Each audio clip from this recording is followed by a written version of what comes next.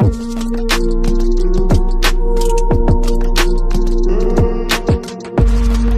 journalist must be a sensitive observant, sharp, instant, and 100% dedicated to his profession. Kannur കൂത്തുപറമ്പിൽ വയോധികയുടെ മാല ഓടിയത് CPM councillor. തോന്നി അതങ്ങനെ വരൂ, അതങ്ങനെ സംഭവിക്കൂ. ഈ ലോകത്തിലൊരു പോക്കേ. കൂടുതലൊന്നും പറയരുത്. ഞാൻ കൂളി കഴിഞ്ഞിറങ്ങിയുള്ളൂ. തെറി കൊണ്ട് അഭിഷേകം ചെയ്യരുത്. അത് താങ്ങാനുള്ള കരുത്ത് എനിക്കില്ല. CPM കൗൺസിലറായ PP രാജേഷിനെ പോലീസ് പിടികൂടി. കഴിഞ്ഞ വ്യാഴാഴ്ചയാണ് വീട്ടിൽ കയറി വയോധികയുടെ സ്വർണ്ണമാല പൊട്ടിച്ചത്.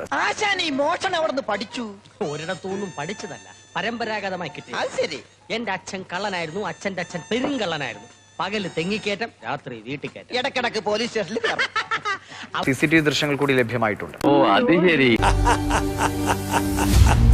സൂപ്പർ. കഷ്ടമാണ്. ഒരു ജനപ്രതിനിധി അല്ലേ, അല്ലെങ്കിൽ രാഷ്ട്രീയക്കാർക്കെതിരെ പലപ്പോഴും ഈ അഴിമതി ആരോപണങ്ങളൊക്കെ നമ്മൾ കേൾക്കുന്നതാണ്. അങ്ങനെ കൂത്തുപറമ്പ് നഗരസഭയിലെ 4ാം വാർഡ് കൗൺസിലർ PP രാജേഷാണ് ഇന്നിപ്പോൾ കൂത്തുപറമ്പ് പോലീസ് ഇയാളെ പിടികൂടിയിട്ടുള്ളത്.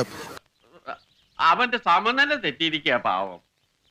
വ്യാഴാഴ്ചയായിരുന്നു ഈ സംഭവം നടന്നത്. അതായത് വയോധിക വീടിനുള്ളിൽ അടുക്കളയിൽ മീൻ കഴുകി വൃത്തിയാക്കുന്നതിനിടയിലാണ് അടുക്കള വാതിലൂടെ ഇയാൾ എത്തുകയും മാല മോഷ്ടിച്ചോടുകയും ചെയ്തത്. അപ്പോൾ ഇത്രയും വലിയ ഗതികെട്ടവൻ ഈ ലോകത്ത് വേറെ ആരെങ്കിലും ഉണ്ടാവും എന്റെ കർത്താവ്.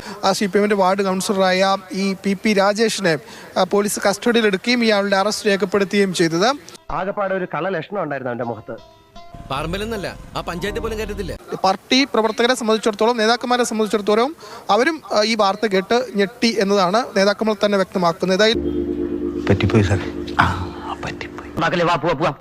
ഇത് ഒരുമാതിരി കോത്താഴത്തിലെ ഇടപാടായി പോയല്ലേ.